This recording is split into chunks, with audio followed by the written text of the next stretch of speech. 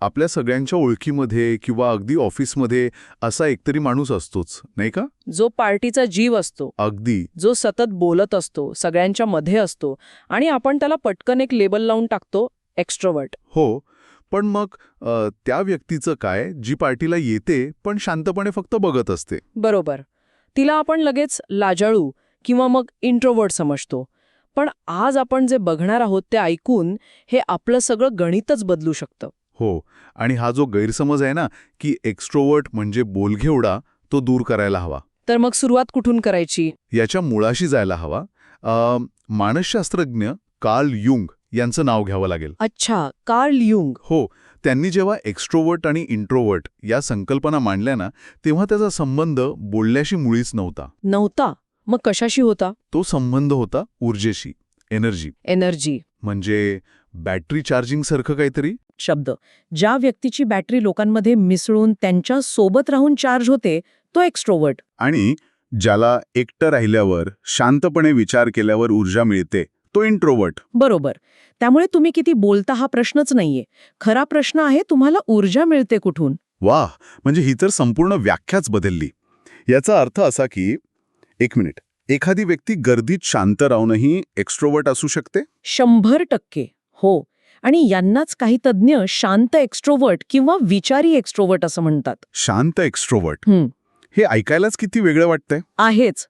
हे लोक आहे ना, ते बोलत नसले तरी उत्तम निरीक्षक असतात. म्हणजे काय म्हणतात त्याला, सोशल ऑब्झर्व्हर्स. अच्छा, म्हणजे ते आजूबाजूला फक्त बघत असतात, सगळं टिपत असतात. अगदी. लोकांचे हावभाव, तिथली ऊर्जा, हे सगळं ते शोषून घेत असतात. एका लेखकाने खूप सुंदर उदाहरण दिलं याचं, सूर्यफुलाचं. सूर्यफूल? ते कसं काय? सूर्यफूल सूर्याकडून ऊर्जा घेण्यासाठी त्याच्याशी बोलत नाही ना, ते फक्त शांतपणे त्याच्याकडे वळतं आणि ऊर्जा घेत राहतं. वाह, क्या बात है. शांत. एक्स्ट्रोवर्टचंही तसंच आहे. त्यांना लोकांमध्ये राहायलाच हवं, नाहीतर ते कोमेजून जातील. पण बोलण्यासाठी नाही, तर ऊर्जा मिळवण्यासाठी. हे खूपच इंटरेस्टिंग आहे. पण एक मनात प्रश्न येतोय.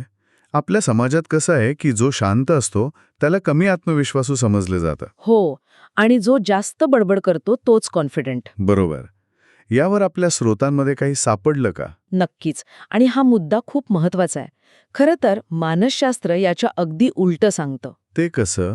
कधी-कधी सतत बोलत राहणं हे आतल्या असुरक्षिततेवर पांघरूण घालण्याचा प्रयत्न असू शकतो. अच्छा, म्हणजे बघा मी किती महत्वाचं आहे हे दाखवण्यासाठी. अगदी. याउलट जो व्यक्ती शांतपणे इतरांचं ऐकून घेऊ शकतो, तो जास्त आत्मविश्वासू असतो. कारण त्याला सतत स्वतःला सिद्ध करण्याची गरज वाटत नाही. म्हणजे खरं सामर्थ्य बोलण्यात नाही, तर ऐकण्यात आहे. बरोबर आहे. आणि याच गुणामुळे, म्हणजे ऐकण्याच्या गुणामुळे, हे शांत एक्स्ट्रोवर्ट जास्त खोलवरची नाती जोडू शकतात. हो, हे खरं आहे. कारण नातं जोडायला बोलण्यापेक्षा ऐकणं जास्त महत्वाचं आहे. अगदी. समोरच्याला जेव्हा वाटतं की कुणीतरी आपलं म्हणणं खरंच लक्ष देऊन ऐकतंय, तेव्हा एक विश्वास तयार होतो. आज जगाला फक्त बोलणाऱ्यांची नाही, तर जोडणाऱ्यांची जास्त गरज आहे. तर मग या सगळ्या चर्चेतून आपण एक गोष्ट नक्की म्हणू शकतो की जर आपल्याला लोकांमध्ये राहायला आवडत असेल, गर्दीत गेल्यावर छान उत्साही वाटत असेल, तर आपण एक्स्ट्रोवर्ट असू शकतो. मग आपण तिथे कितीही कमी बोलत असलो तरी. हो. त्यामुळे स्वतःवर मी लाजाळू आहे किंवा मी इंट्रोवर्ट आहे असे शिक्के मारण्याआधी फक्त एक प्रश्न विचारायचा. मला ऊर्जा कुठून मिळते? अगदी. आणि जाता जाता एक विचार सोडून जाऊया. हां. जगात प्रभाव पाडायला तुमचा आवाज मोठाच असावा लागतो असं काही नाही. विचार खोल असले तरी पुरे. हो, कारण शब्दांचा आवाज असतो, पण खरा आणि दीर्घकाळ टिकणारा प्रभाव हा व्यक्तिमत्वाचा असतो.